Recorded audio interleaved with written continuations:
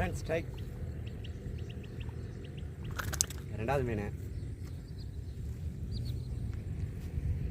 Wait பண்ணி தான் வச்சேன், லாக் ஆகிடுச்சு. குட்டி ஃப்ராகு 5 to 6 செம்ம ரிசல்ட். இது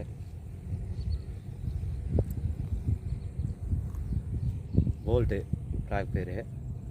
செம்மையாடி இது ஆக்ஷன் சூப்பராகுது, அப்படியே அலை போட்டுக்கினே வருது. ஆக்ஷன் நல்லா இருக்குது. மீன் அடிச்சுனே லாக் ஆகிடுது. வாங்கி ட்ரை பண்ணி பாருங்கள், ரிசல்ட் நல்லா இருக்குது. மீனும் எடுக்குது இந்த ஃப்ராகை, பரவாயில்ல. வேறு லொக்கேஷன் போனால் கூட அடிக்கும், பயங்கரமாக அடிக்கணும்னு நினைக்கிறேன். இது ரெண்டாவது வரால் இந்த ஃப்ராக்லேயே பிடிச்சது. ரெண்டு பக்கமே ஏறிச்சு போலக்கு, வாட்டமாக ஏறிச்சு.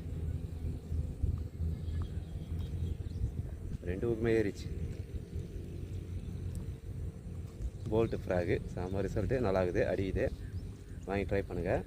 ஏஜேபிசி டேக்ல தான் எனக்கு அனுப்பிச்சாங்க. உங்களுக்கு வேணுன்னா அந்த நம்பருக்கு கடை நம்பர் சென்ட் பண்ணுறேன், வேணால் கால் பண்ணி வாங்கிக்கோங்க.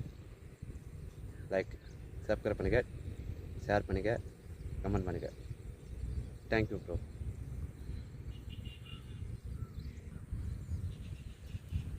ஃப்ரெண்ட்ஸ், இந்த போல்ட்டு ஃப்ராகில் தான் இன்றைக்கி பிடிச்சேன். இந்த குட்டி ஃப்ராகில் 2 மீன் வந்தால் 2 மீன் வச்சுச்சேன். ஒன்று மிஸ் ஆகிடுச்சு, சரியாக லாக் ஆகலை, எகிரிச்சு. இங்கே 2 செகண்ட் வெயிட் பண்ணி தான் அடிங்க, அப்போ தான் லாக் ஆகும். 2 மீன் இன்றைக்கி. 3ஆம் மீன் ட்ரை பண்ணுறேன், மாதிரி தான் பார்க்கலாம். ஓகே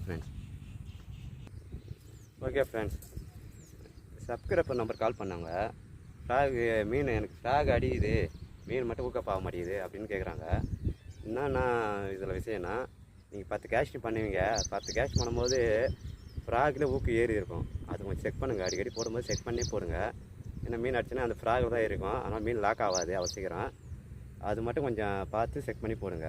ஒரு 10 கேஸ்ட் 20 கேஸ்ட் பண்ணிங்கன்னா ஃப்ராகில் ஏறிக்குதான்னு பார்த்துட்டு செக் பண்ணி போடுங்க. ஏதோ ஒரு மீன் அடிச்சிருக்கோம், நம்ம சடனாக அடிச்சிருப்போம், நமக்கு தெரியாமல் ஊக்கு ஏறிட்டுருக்கோம், கவனிக்காமல் போட்டுனே இருந்தால் மீன் அடிக்கும்போது லாக் ஆகும்.